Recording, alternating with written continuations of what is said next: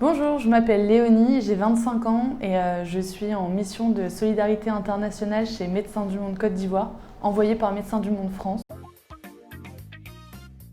Médecins du Monde, c'est une ONG française qui a été créée dans les années 80 et qui intervient de manière indépendante en France et à l'international pour garantir un accès universel aux soins aux personnes qui en ont le plus besoin. Ma mission au sein de Médecins du Monde Côte d'Ivoire, c'est que je suis en appui à la chargée de financement. Donc j'aide sur la consolidation des rapports, sur la recherche de nouveaux financements. Médecins du Monde Côte d'Ivoire mène actuellement 5 projets sur le territoire. Il y en a un premier au nord de la Côte d'Ivoire, à la frontière avec le Burkina Faso, dans la zone de Doropo, où on fait un appui au système de santé en place, et notamment auprès des populations hôtes et des populations réfugiées du Burkina Faso. On a 2 projets qui sont en cours sur la côtière au niveau de San Pedro. Un premier projet de prévention et de prise en charge des grossesses non intentionnelles auprès des jeunes et adolescents et adolescentes. Et un projet de prévention et de prise en charge des lésions précancéreuses du cancer du col de l'utérus, qui est le même projet qu'on a également à Abidjan et dont je vais vous parler tout à l'heure.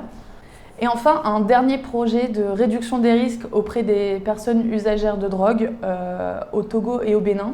Alors en fait, c'est un projet qui a déjà eu lieu en Côte d'Ivoire et maintenant les équipes de Médecins du Monde, forts de leur expertise, apportent un appui technique aux organisations de la société civile au Togo et au Bénin. Aujourd'hui, on est en consultation foraine avec les équipes de Médecins du Monde qui travaillent sur la sensibilisation et la prise en charge du cancer du col de l'utérus. Ici, on est dans le quartier d'Abobo, au nord d'Abidjan. Les consultations foraines sont réparties sur 3 activités principales. Il va y avoir de la sensibilisation et du dépistage de l'HPV. Donc, les femmes que vous voyez ici ont déjà fait un test HPV en autoprélèvement chez elles. Si le résultat est positif, comme ici, elles viennent pour faire un dépistage de l'IVA pour vérifier si elles sont positives ou non aux lésions précancéreuses du cancer du col de l'utérus. Toutes ces femmes-là sont en train d'attendre pour se faire dépister dans le camion qui est mis à disposition par le ministère de la Santé avec qui on travaille. Vous pouvez voir aussi ici, il y a une tonnelle qui est abritée pour respecter l'intimité des femmes. C'est pour celles qui ont envie d'avoir la planification familiale.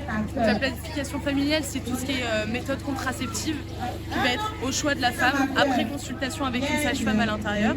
Et vous avez là-bas, au niveau de la tonnelle qui est plus éloignée, une assistante sociale qui va venir rencontrer les femmes qui vont se faire dépister pour gérer toutes les situations de stress, de peur, d'appréhension qui peuvent être liées au dépistage du cancer du col de l'utérus, mais aussi pour toutes les questions qui sont relatives à la santé sexuelle en général.